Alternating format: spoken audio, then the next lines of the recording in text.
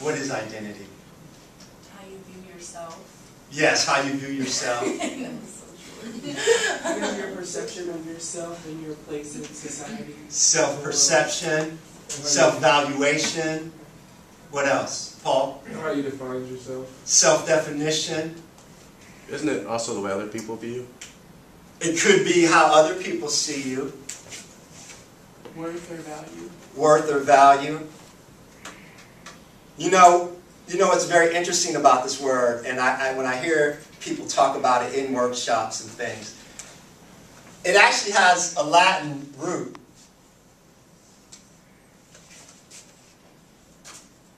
Does anyone know what idem means in Latin?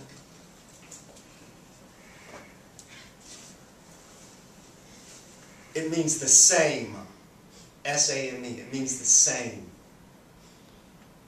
So, if we look at the root of the word identity, it's really the state of being or remaining the same.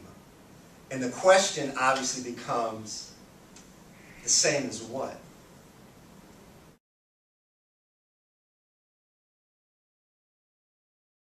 So this is my ID card. This is where I'll be entering when I'm 18, get my ID. So, the pre-encounter. Because my father was not present in my life, but I did have a father figure who was my grandfather, who meant the world to me.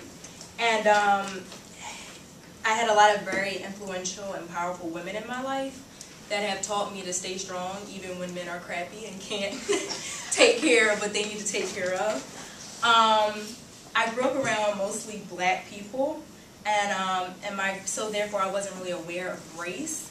There was only one white kid in my whole class. His name was Jeffrey. I'll never forget, he had a crush on Tiana, who bullied me all through elementary school. And he was like her little tag. He would follow her around all the time. And then he graduated and went to Girard College, and that was the only white person I knew before I came to Episcopal. Like, I literally knew. My grandfather and my great uncles would speak about how hard it was growing up in the South. And though they had a lot of opinions about white America and how things have not changed from that, I realized I had my own opinion of white America, and therefore it made me different than my past, but very present in the future. That don't make sense, but whatever. And because I didn't really see color, I just kind of did what I had a life-size Barbie, and she was black, but I didn't really care. I just wanted her for her dress.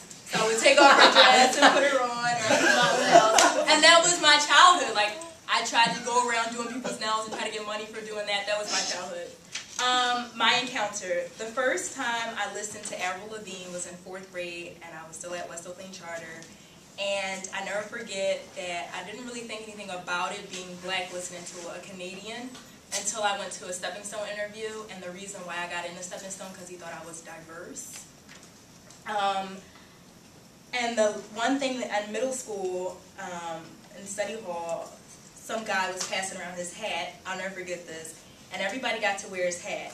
And when I went to go put it on, he said, "Give me my hat back. I don't know where your hair has been." And his opinion of my hair was very different than the black girl's opinion of my hair, because technically I had good hair. I don't know what that means. Now I do, but back then I didn't know what that meant. So to hear two different opinions about my hair in that setting was very hurtful. One was very, I felt good about myself. The other one was just really rude, and I'll never forget it, and I still don't like him to this day. He didn't change much. The immersion part,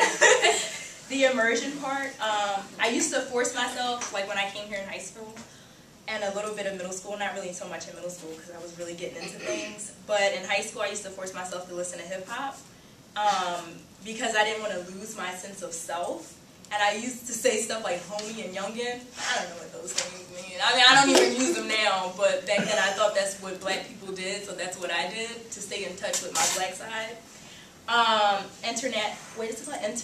Internalization. Still to this day, one of my least favorite uncles says, oh, she's talking in her EA voice. Oh, she's so EA. She's so white. And that has a toll. It takes a toll on me mentally, because I don't see myself as that just because I speak differently now than I did when I first started here. And there was a separation definitely of who I am and how others see me. I tried to be who I am, but at the same time, I tried to be who I wanted other people to perceive me as, which was really hard, and it's still, to this day, really hard because I'm struggling between the two.